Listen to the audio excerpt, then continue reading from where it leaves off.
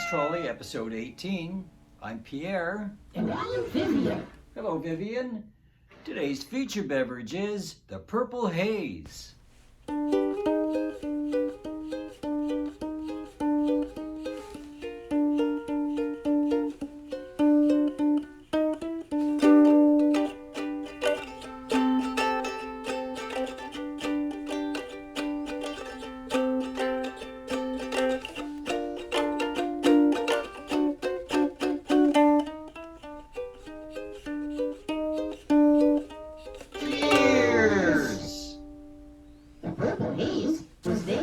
Song by Jimi Hendrix, which was released on his 1967 album, Are You Experienced?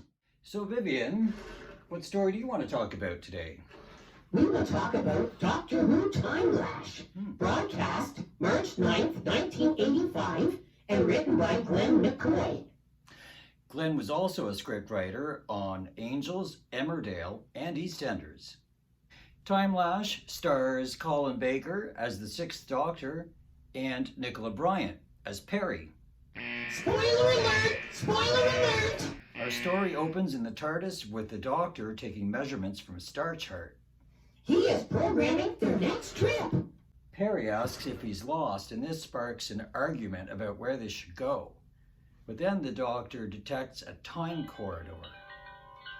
They are ensnarled by it, so the choice is made for them. On a distant planet, three rebels, Aram, played by Christine Cavanaugh, Gazak, played by Stephen McIntosh, and Tahir, played by Martin Gower, are trying to escape a citadel but are caught. Aram is brought to the Borat, their crazed leader, who kills her with a time acceleration beam. Nasty. Awfully nasty. Garak and Tahir are brought to the council chamber. Gathered here are Councillor Tekker, played by Paul Darrow, Malin Rennis, played by Niall Hallett, Councillor Mycross, played by Eric Deacon, Councillor Bruner, played by Peter Robert Scott, Councillor Kendron, played by David Ashton, and Vina, Rennis's daughter and Mycross's lover, played by Janine Crowley. The Malin sentenced them to the Timelash. Councillor Bruner powers it up, and the rebels are pushed in. No one knows where it ends. Mycross follows the Malin into the power chamber. The Borad wants all the power except for the Timelash transferred to his personal system. Mycross and Rennis talk secretly about rebellion.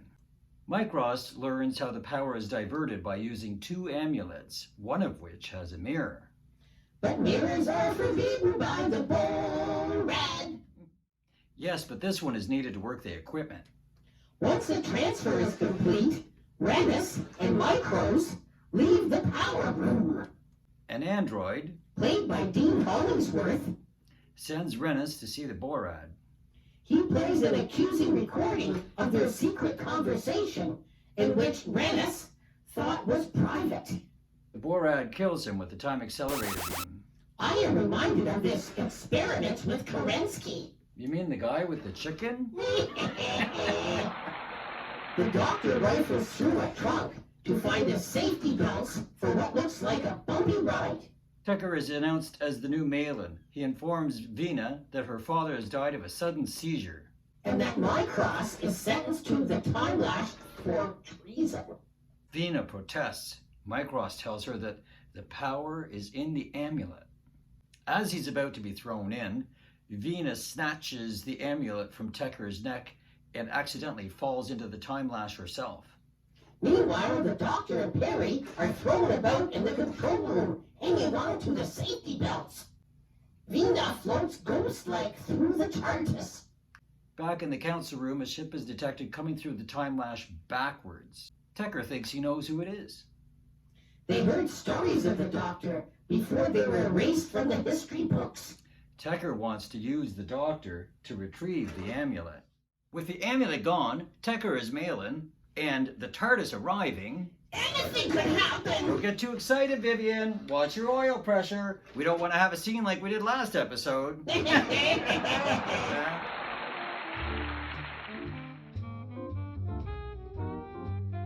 Look, Vivian, you can see the TARDIS coming through the time tinsel. The Doctor knows this planet. It is Carthel, and he has been here before. The Doctor and Perry are taking for refreshments. Wine time. Perry spots some unusual flowers. The android steals her St. Christopher medal.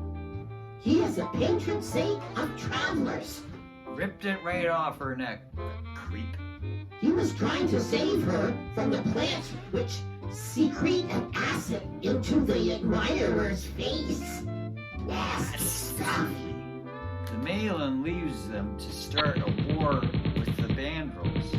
What is this guy up to? A rebel gives Perry a secret note. Says in it the Falchion Rocks. Session at the Falchion Rocks.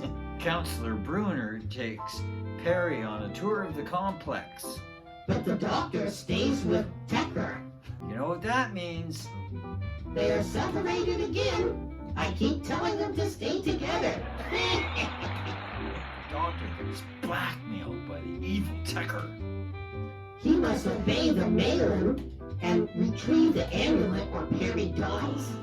Bruner leaves, and the Gardelier, Played by James Richardson, comes at her with these cuffy catcher things. It was all planned, I'm sure. she runs through the door at the end of the hall and into the caves, dropping the note she was given. She screams as the lizardy Morlock corners her in a corner. Her screams bring the rebels who save her from certain death.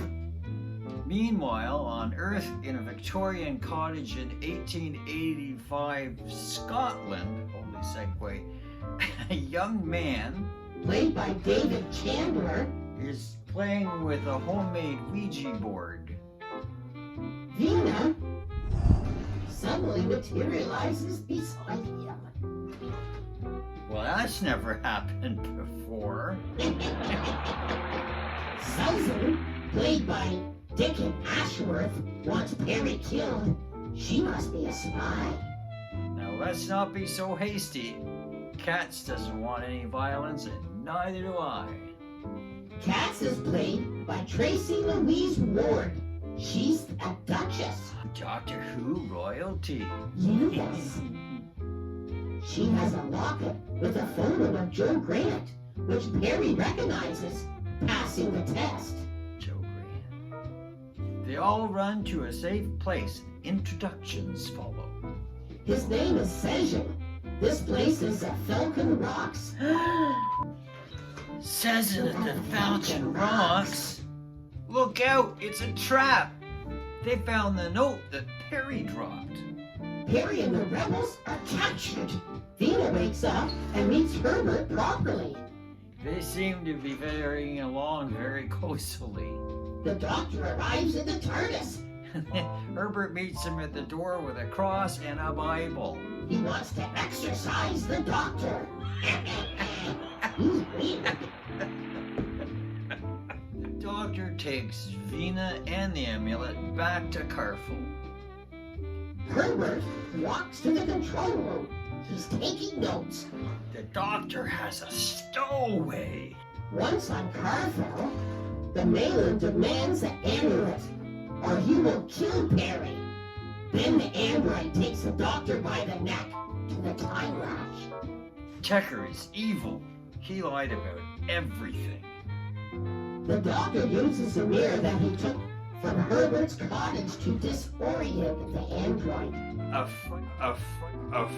They take the chamber and blast the door locks as the Malin escapes. Coward! Perry is dragged to the cell for safekeeping.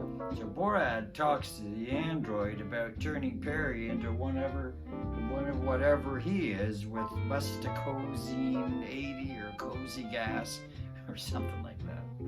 The same gas that turned him into a half-mad scientist, half-warlock. Yeah, the Borad's a thing, and he kills Candron because of Tekker's lies. Lies again. The doctor lowers himself into the Timelash, dangling from a rope while the others hang on to him. He has gone to retrieve the Contron crystal. Whatever that is. After a jolt, Herbert and Mycross go in to save him.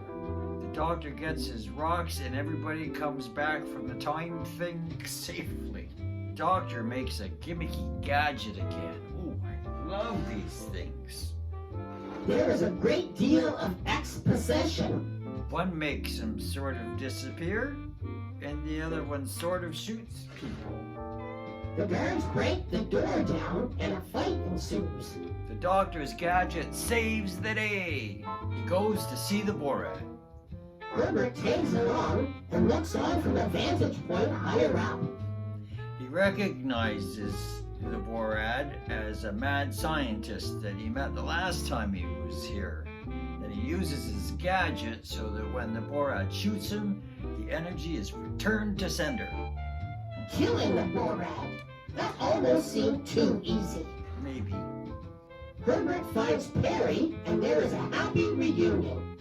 The doctor calls the Bandrel puppets to stop this silly war. Too late, they have already fired a missile. He goes off into the TARDIS to stop the bomb. And again, Herbert pops into the control room. And then... boom! The doctor and Herbert are dead. Perry screams. The Borad isn't dead. He's got her in a chokehold. What? But wait, the doctor and Herbert aren't dead either. The doctor smashes a painting of his third incarnation, revealing a great big mirror.